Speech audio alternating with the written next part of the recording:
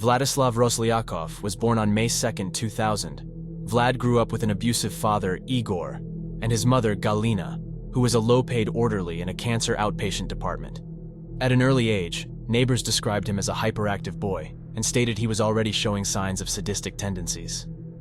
Around the time neighborhood cats started disappearing, they remember a disturbing incident in which they heard cat cries coming from the family basement. When they went down to find the source of the crying, they found Vlad trying to kill a cat by hanging it. He was laughing in amusement, almost enjoying himself. They were able to stop him from further harming the cat, but he was later caught trying to capture and subsequently kill the wildcats around the neighborhood. After this incident, neighbors contacted his paternal grandmother and asked her to have him examined by a psychiatrist, but she didn't think anything was wrong with Vlad and thought his behavior was normal. So, no examination ever occurred.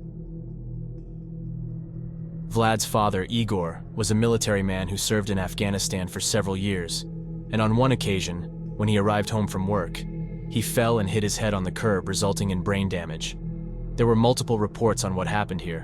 One stated he was beaten up and fell, but another just states he fell. Anyway, he collected disability checks after this incident. Neighbors remembered seeing Igor more drunk than sober. Everyone was afraid of him when he was drunk because he was often more violent.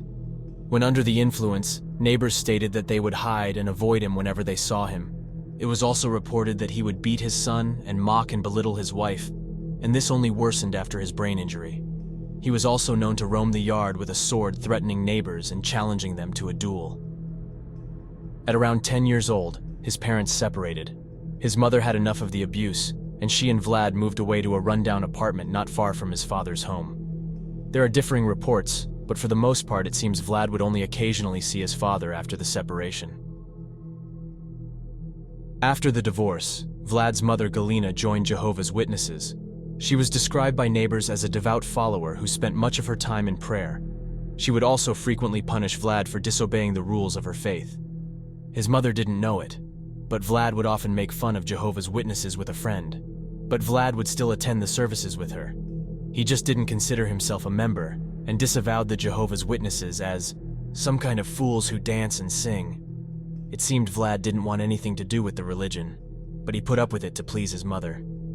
He knew she had no friends and relatives to talk to, so he tried his best to spend some time with her, even if it meant doing something he didn't believe in. Vlad studied at a local school. He showed no interest in maintaining his grades and regularly received bad grades. His teachers described him as a normal kid who smiled a lot. He liked sports and would often practice with the older players, but would eventually quit due to unknown health reasons.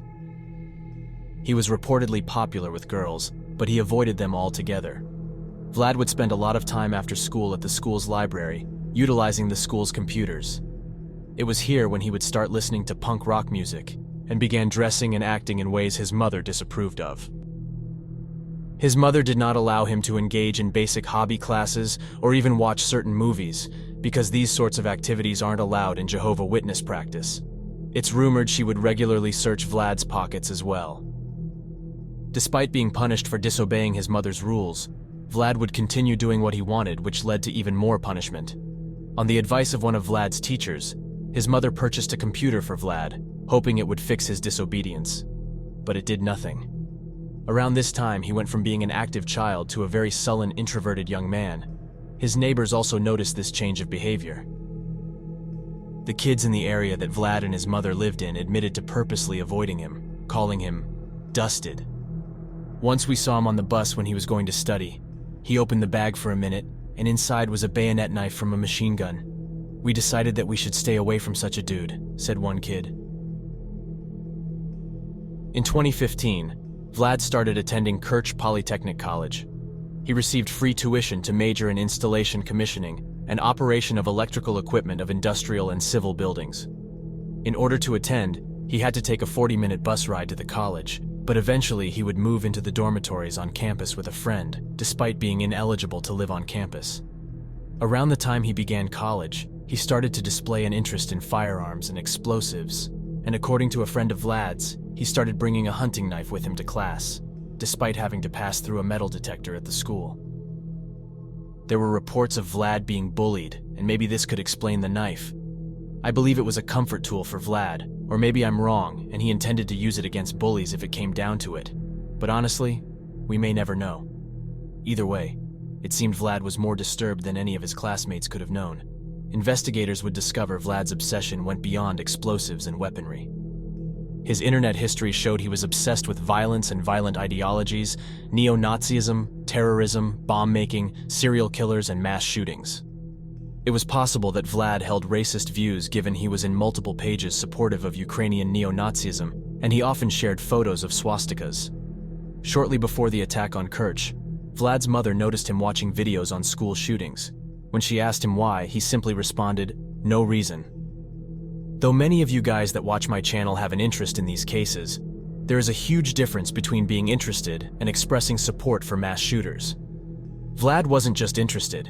He seemed to idolize Eric Harris and Dylan Klebold, the two perpetrators of the Columbine High School shooting, and would openly express his support for the pair. This is not normal behavior. Vlad also began to become more aggressive in nature, and on one occasion, it was reported he discharged a can of pepper spray in class, and upon being questioned about it, he was unable to explain the reason behind the action. He was forced to sit in the chair of shame, a punishment introduced by the college's director. This wasn't the first time he endured the punishment. Around this time, friends and acquaintances described Vlad as a loner, quiet, and not sociable. Vlad would reportedly avoid former friends, and whenever he did interact with any of them, he would incessantly discuss violence in general. They also remember numerous comments he made in which he stated how he hated his classmates and how he would gladly gun down everyone at the school. Vlad wasn't sure about his future. He acknowledged he only attended school because he was forced by his mother. He was also very open about committing suicide and performing a mass shooting on social media. Vlad apparently expressed hatred toward Kerch Polytechnic and his classmates for ridiculing him because he was different, and vowed to get revenge on his so-called evil teachers. According to an ex-girlfriend of Vlad, it was when he was bullied for being different that he had lost faith in people in general. It seemed Vlad was content with suicide because he could not see his own future in the impoverished region and felt there was no way to escape.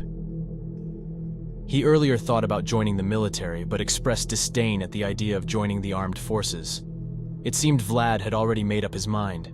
He already knew how his life would come to an end. He just needed to acquire a weapon. In Russia, legally acquiring a firearm is hard and expensive. In order to obtain the firearm license, you must pass a mental health evaluation and receive training on the use of firearms. Vlad would complete both steps, and despite having to be evaluated, the clearly disturbed Vlad would receive his license on September 18, 2018. He then purchased an 8-shot 12-gauge pump-action shotgun that was equipped with a pistol grip. Vlad kept the weapon in an abandoned building near his home, so his mother didn't find out about it. He also stockpiled ammo, purchasing 150 shells just 4 days prior to the attack. Since Vlad had little money, in order to make these purchases, Vlad stole money from his paternal grandmother. It was also reported that just days before the shooting, Vlad took all the family photos from his grandmother's home, burning them along with a sort of his personal belongings such as electronics, a Bible in which he highlighted select verses, notebooks, and a knife. Vlad was also rumored to have buried a safe in the woods near his home, where he allegedly practiced his shooting skills. He also periodically attended a shooting club. Vlad skipped school the 2 days prior to the attack and stayed home all day with his mother. Even on the day of the attack, Vlad did not leave the home until his mother had already left for work. Vlad wanted to spend as much time with his mother on these days because he already knew he wouldn't be around much longer. It was also reported that around this same time, Vlad told a friend he did not believe in the afterlife. Though it seemed Vlad was heartless, he never harmed his mother. And on the day of the attack, he had arranged to meet with a girl he had had a romantic interest in. They planned to meet at a location on campus, away from the site of his rampage. Some speculate Vlad did this intentionally, to keep her away and spare her life. But the shooting took place hours before their planned meeting was to happen, giving less credence to this theory. Earlier, we spoke about his obsession with mass shootings, specifically the Columbine High School shooting. Well, it seemed Vlad was inspired by that shooting, evident in the clothing and weapon he chose. Vlad wore similar clothing to that of one of the perpetrators of that event, Eric Harris.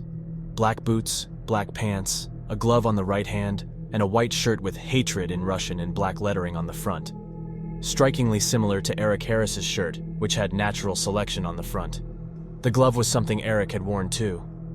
He also chose the pistol grip shotgun, which in a way resembled Harris's sawed-off 12-gauge. There were so many similarities that news outlets labeled the shooting Columbine 2.0. On October 17, 2018, after Vlad's mother left for work, he took the 40-minute bus ride to the college at around 9 or 10 a.m. He carried with him his school backpack and a medium-sized sports duffel bag. Inside, he carried his shotgun, homemade explosives such as nail bombs, pipe bombs, and a Molotov cocktail. He also carried an extensive amount of ammunition. He arrived at the school carrying the duffel bag and backpack, passing unsuspecting students, and entered the building using the back door to avoid metal detectors at around 11. His demeanor was calm and seemingly normal. He first made his way up to the second-floor bathroom where he stashed the duffel bag with his firearm inside. He put it inside a stall in the bathroom and left a note on the stall door, saying it was no longer working and out of order. Having stashed the bag, he now only carried his backpack, which contained one of his bigger homemade explosives inside.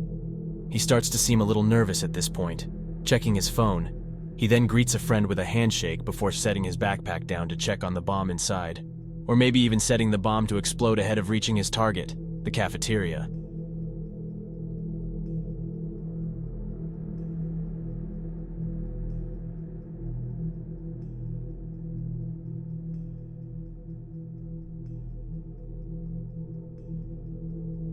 He makes his way downstairs to the cafeteria door and sits down near a few students and faculty, just feet away from the metal detectors that would have alerted them all to the bomb inside the backpack that lay at their feet. As he sits, 2 passing students greet him with a handshake. A few minutes later, the lunchroom door opens, and Vlad waits a little, but finally gets up and walks inside and sits down.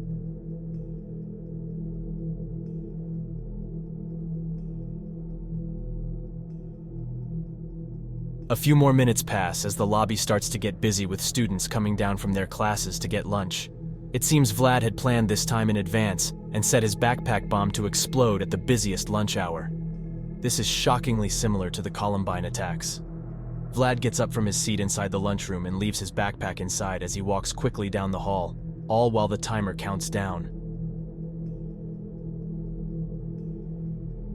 He walked past a huge group of students in the opposite direction, all headed straight for his bomb. He starts taking his jacket off, revealing his white shirt with hatred on the front. He walks up the stairs at a quick pace and heads straight to the bathroom where he left his weapon. Next, the bomb explodes, shattering all the front windows of the building, along with the windows all over the building, sending ball-bearing shrapnel in all directions. It injured several students. Some of them were knocked unconscious from the blast and were taken to the hospital in critical condition. 10 people died as a result of the explosion. Those killed by the bomb were Vladislav Verdobojenko, Ksenia Boldina, Victoria Demchuk, Rudin Jurayev, Anna Zhuravleva, Roman Karimov, Alina Karova, Ruslan Lysenko, Igor Perepelkin, and Sergei Stepanenko. I heard an explosion and saw glass shards and window frames falling down, student Roman Voitenko said in remarks broadcast on Russian state television. Health Minister Veronika Skvortsova stated that the explosion made mincemeat of the victims, and several had to have limbs amputated. Some of the victims died later on in hospitals. I read multiple differing reports on the shooting from here, so please keep in mind, accounts may vary. Some articles state nobody died from the explosions, but I've read a few other articles that stated a different number of people died in the explosion. Either way, it was found that multiple of the dead had shrapnel in their bodies along with gunshot wounds. Just moments after the explosion, Vlad smashed out a window in the bathroom and began to fire at students in the yard. He first fired at Nikita Florensky, hitting him in the back. He was the first person to be shot and killed. He then shot Daria Chegorest, who was running in the yard. She was also struck in the back and later died on the way to the hospital. It was said that Chegorest, also known as Dasha, tried to help others during the attack, but was fatally shot. An anonymous friend of hers said, I saw my friend Dasha get killed. She was running next to me and then she fell and wasn't breathing anymore. Vlad exited from the bathroom with a knife tucked into his boot, earplugs and a shotgun pouch full of ammunition on his belt. Vladislav Lazarev and a friend were sitting in the hallway right outside the bathroom, unaware of what was happening. As Vlad walked out, he fired at Vladislav Lazarev. He was hit with 2 shots, one in the stomach that was fatal on its own, and one in the cheek. His friend was able to escape and recounts the moment he saw the gunman. I remember his look. He comes out, there were nothing in his eyes, nothing. He began to lurk the halls in search of more victims. As he did so, Larisa Kudryavtseva, whose classroom was right next to the bathroom, walked out of her class and was shot once in the chest and killed. She had worked for the college for 20 years. He moved toward a staircase of the building following a crowd of students desperate to escape. He fired at Daniel Popenko, who was shot and killed with 2 shots in the chest and shoulder. He then killed Alexei Lavrinovich. He was hit with 10 buckshot pellets in the back, 5 of which went straight through him. Around this time, a student started recording with her phone, and cries for mercy could be heard in the same stairwell. I'm not sure which victim is screaming, but they could be heard screaming, "Go away from me, Vlad, don't!" Then a gunshot silenced the screams. I speculate that this was Alexei, due to the acknowledgement of the killer's name. Alexei and Vlad had classes together, so they knew each other. Vlad entered a room just off the stairs, where he shot and killed Larisa Kudryavtseva. He exited the room and walked out to the hallway, where he killed mother and daughter Anastasia and Svetlana Baklanova, just outside of their office. Svetlana was shot in the heart and Anastasia was shot in the head. He next comes face to face with Lyudmila Ustenko as he walks the hall. She tries to run but gets shot in the chest before doing so. Reports say she stayed alive for some time but died before rescuers found her. The last victim was teacher Alexander Moisenko. On numerous occasions, he tried to talk to Vlad heart to heart, but Vlad ignored the attempts. He was shot in the chest as Vlad walked toward him from down the hall. He jumped, and as quickly as he could, turned around to run away from Vlad. But Vlad fired another round into his back and Alexander fell to the ground. Vlad then takes his time to walk over to Alexander and put a 3rd round into his head. Alexander's death was all caught on tape and was released with the CCTV footage. After this, Vlad seemingly had no set plan or destination. With the college nearly empty, he walks up and down the stairs and hall aimlessly. He fires his shotgun into locked doors, fire extinguishers, fire alarms, and computer monitors. Maybe this made him feel like he was destroying the college and gave him some sort of satisfaction.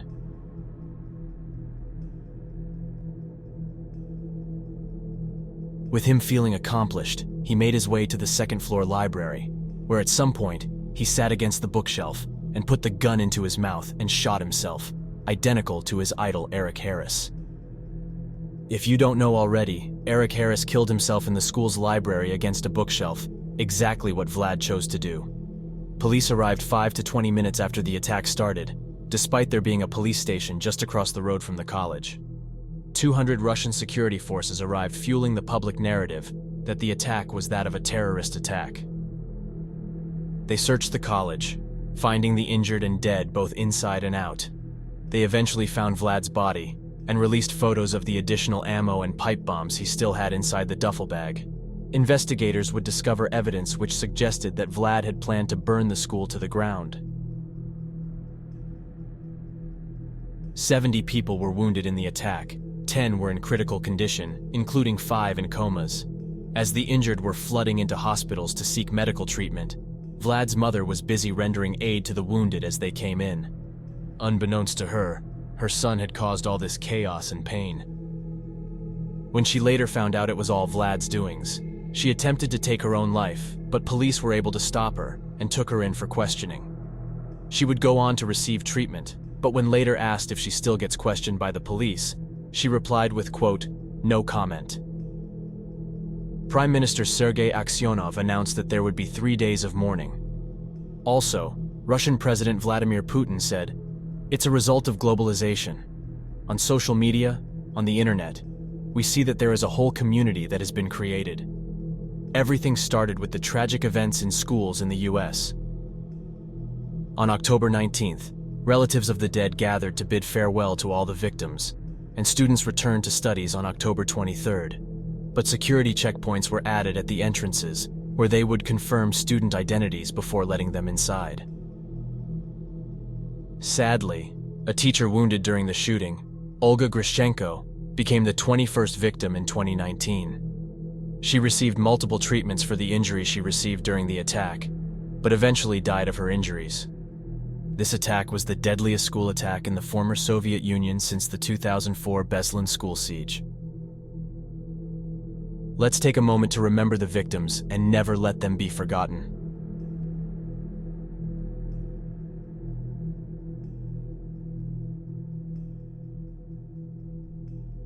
Thank you all for watching this video. I hope you learned something new from this case. I sure have. Please be sure to subscribe and turn on notifications so you don't miss out on another video like this one. Peace.